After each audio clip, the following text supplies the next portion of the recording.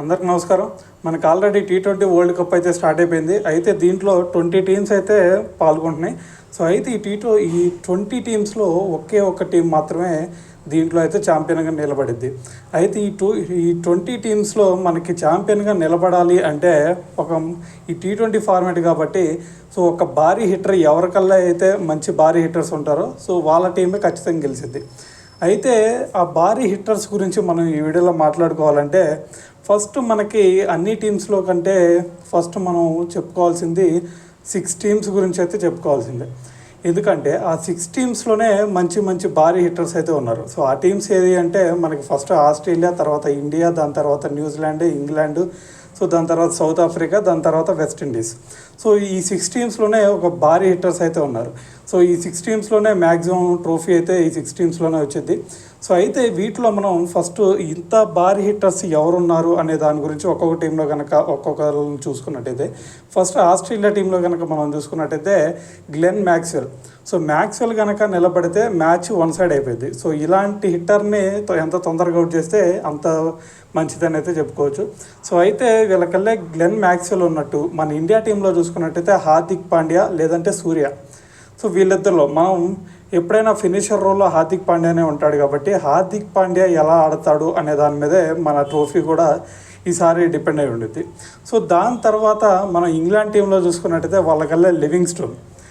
So Livingstone ఎలా ఆడతాడు అనే దాని గురించి ఇక్కడ వాళ్ళ ట్రోఫీ కూడా ఆధారపడి ఉండిద్ది. సో లివింగ్స్టోన్ మంచి ఫినిషింగ్ కనుక ఇవ్వగలిగితే సో వాళ్ళ టీం కూడా కొంచెం ఫైనల్కి వచ్చే ఛాన్స్ అయితే ఉండిద్ది.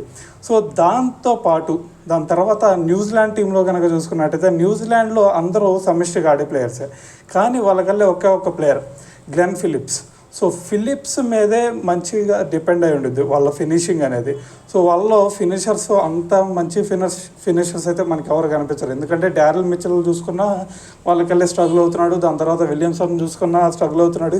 సో వీళ్ళందరితో పక్కన పెడితే వాళ్ళకెళ్ళే జిమ్మీ నేషమ్ లేదంటే గ్లెన్ ఫిలిప్స్. సో వీళ్ళిద్దరి మీదే మ్యాచ్ అయితే డిపెండ్ అయి ఉంటుంది. సో మెయిన్గా మనకి గ్లెన్ ఫిలిప్సే ఎక్కువగా వాళ్ళ టీంలో ఉండే ఛాన్స్ ఉంది కాబట్టి సో ఈసారి కూడా గ్లెన్ ఫిలిప్స్ ఎలాగ మంచి ఫినిషింగ్ ఇవ్వగలడు అనే దాని మీద వాళ్ళ ఫైనల్ ఆశలు అయితే ఉంటాయని అయితే చెప్పాలి. సో దాని తర్వాత న్యూజిలాండ్ అయిపోయిన తర్వాత మనం చెప్పుకోవాల్సింది south Africa team. So south Africa టీంలో మనందరం చూసాం. సో ఐపీఎల్లోనే మనకి క్లాస్ని ఎంత మంచి హిట్టింగ్ చేశాడో, సో ఎలాంటి ఫినిషింగ్ రోల్స్ ఇచ్చాడు అనేది. సో ఇక్కడ కూడా సౌత్ ఆఫ్రికాలో మనం చెప్పుకోవాల్సింది రేపు క్లాసన్ బ్యాటింగ్ మీదే వీళ్ళ ఫైనల్ ఆశలు అయితే ఉంటాయని అయితే చెప్పుకోవచ్చు. సో స్టార్టింగ్ ఎంతమంది అయినా సరే మంచి స్టార్ట్ ఇవ్వచ్చు, కానీ ఎవరైతే మంచి ఫినిషింగ్ ఇస్తారో సో వాళ్ళ టీమే ఇంకా విన్నింగ్ ఛాన్సెస్ ఎక్కువ ఉంటాయని అయితే చెప్పుకోవచ్చు. సో దాని తర్వాత సౌత్ ఆఫ్రికా అయిపోయిన తర్వాత మనం చెప్పుకోవాల్సింది వెస్టిండీస్ టీం. సో వెస్టిండీస్లో చాలామంది హిట్టర్స్ ఉంటారు, కానీ ఇక్కడ మెయిన్ హిట్టర్స్ ఎవరు అంటే ఆండ్రూ రసెల్, రోమన్ పవెల్.